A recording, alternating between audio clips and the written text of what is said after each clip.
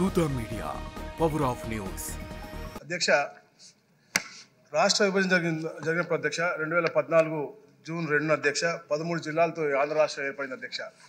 కానీ తర్వాత వచ్చిన ప్రభుత్వం అధ్యక్ష 2019లో అప్పుడు ఉన్నటువంటి సమస్యలన్నీ కూడా ఏదైతే పిఆర్సీ సమస్య అవ్వచ్చు, ఉద్యోగాల సమస్య అవ్వచ్చు, లేకపోతే మహిళలు ఇబ్బంది పడుతున్న పరిస్థితుల్లో ఏదైతే తప్పుదో పట్టించడానికి, పక్కదో పట్టించడానికి అన్నీ కూడా అశాస్త్రీయంగా అనాలోచితంతో ఈ యొక్క విభజన జరిగింది అధ్యక్ష. ఈ యొక్క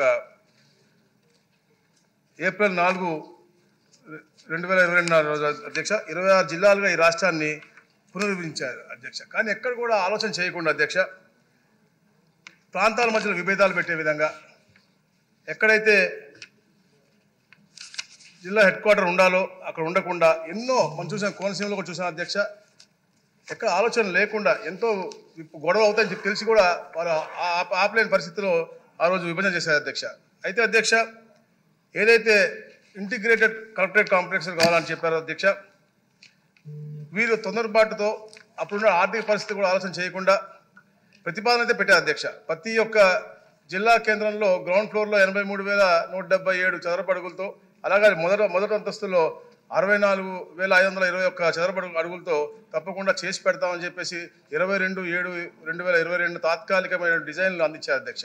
దాని తర్వాత అధ్యక్ష ప్రతి కాంప్లెక్స్ కూడా దాదాపుగా 100 కోట్ల రూపాయలతో 2,20,000 చదరపు అడుగులతో ఒక ప్రణాళిక నిర్మాణానికి ఒక పరిపాలన అనుమతి కూడా ఇచ్చారు అధ్యక్ష.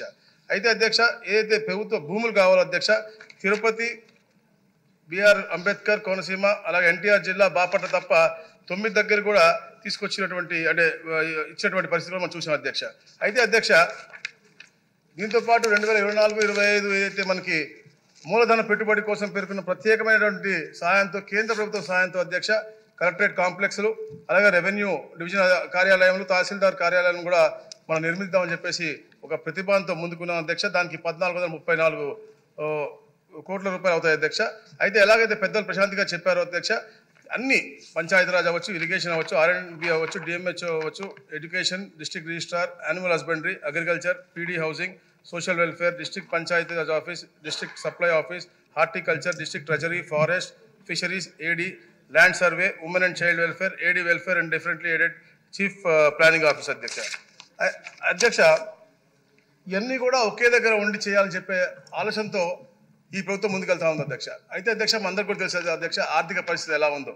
అంటే గత ప్రభుత్వం అధ్యక్ష వాళ్ళ పార్టీ ఆఫీసులు నిర్మించాలి అనే ఉన్నటువంటి తపన ఈ యొక్క కలెక్టరేట్ ఆఫీసులు కానీ ఇలాంటి తహసీల్దార్ ఆఫీసులు కానీ నిర్మించాలని ఎక్కడ కూడా లేదు అధ్యక్ష. మనం చూస్తా ఉన్నాం అధ్యక్ష, వాళ్ళకి 26 జిల్లాల్లో కూడా అద్భుతమైన ప్యాలెస్ లాంటి పార్టీ ఆఫీస్ కట్టారు, కానీ ఎక్కడ కూడా ఈ కలెక్టరేట్లు కట్టియాలని చెప్పేసి ఎక్కడ ఆలోచన చేయలేదు అధ్యక్ష. మనం నిజంగా అధ్యక్ష ఈ సభ ద్వారా మీ ద్వారా నేను ఇక్కడ మన డిప్యూటీ స్పీకర్ గారిని అభినందిస్తున్నాను అధ్యక్ష. ఎందుకంటే అధ్యక్ష ఎప్పటి నుంచో కూడా వాళ్ళ ప్రాంతాల్లో కబ్జాకు గురైనటువంటి భూమిని వెనక్కి తీసుకుని ఒక మంచి ఆలోచనతో ఎంతోమంది దాతలతో కూడా డబ్బులు తీసుకుని 50% వాళ్ళు పెట్టుకునే విధంగా, 50% గవర్నమెంట్ పెట్టే విధంగా ఒక ప్రతిపాదనతో ముందుకు వచ్చారు అధ్యక్ష. అట్లనే మనం గౌరవ ముఖ్యమంత్రి గారు కూడా, ఎందుకంటే ఆర్థిక పరిస్థితి బాగాలేదు, తప్పకుండా అన్ని సౌకర్యాలు కల్పించాలి, అధికారులు మంచి సౌకర్యాల్లో పనిచేస్తేనే మంచి పరిపాలన, సుపరిపాలన ఇవ్వగలని చెప్పే లక్ష్యంతో P4 మోడల్లో కూడా ముందుకు వస్తా ఉన్నాం అధ్యక్ష. అలాగే అధికారులందరూ కూడా అధ్యయనం చేస్తా ఉన్నారు ఎలాంటి మోడల్ చేస్తే బాగుంటుంది. ఎందుకంటే దశాబ్దాల తర్వాత అయినా కూడా మళ్ళీ ఇలాంటి సైకోలు ఎప్పుడైనా వస్తే అలాంటి పెట్టుబడిదారులకు ఇబ్బందిగా అవ్వకూడదని చెప్పే విధంగా ఎస్క్రో అకౌంట్లో పెడితే బాగుంటుందా, లేదా ఇంకో వేరే విధంగా చేస్తే బాగుంటుందా అనేది కూడా అధ్యయనం చేస్తా ఉన్నాం అధ్యక్ష. అలాగే అధ్యక్ష ఏదైతే రవికుమార్ రెడ్డి గారు అధ్యక్ష గత ప్రభుత్వంలో జరిగినటువంటి లోపాలన్నీ కూడా సరి చేస్తా ఉన్నాం అధ్యక్ష.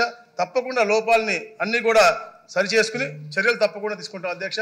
ఏదైతే సౌకర్యం ఉన్నాయి అలాగే అధ్యక్ష ఏదైతే చెప్పారో ఈఓ గురించి చెప్పారు అధ్యక్ష.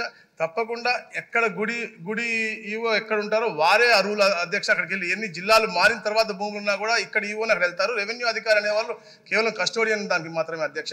తప్పకుండా ఏదైతే సభ్యులందరూ చెప్పారో అవన్నీ కూడా పరిణామం తీసుకుని గౌరవ ముఖ్యమంత్రి గారి దృష్టికి కూడా తీసుకెళ్లి అన్ని సౌకర్యాలే ఉండి ఒక ఇంటిగ్రేటెడ్ కలెక్టరేట్స్, అలాగే ఆర్డీఓ ఆఫీసు, తహసీల్దార్ ఆఫీసులు కూడా తప్పకుండా ఏర్పాటు చేస్తామని చెప్పి మీకు తెలియజేస్తాను. థ్యాంక్ యూ అధ్యక్ష. హాయ్, నేను మీ ఆర్పి పట్నాయక్. ప్లీజ్ సబ్స్క్రైబ్ టు దూత media. For more updates please subscribe దూత మీడియా.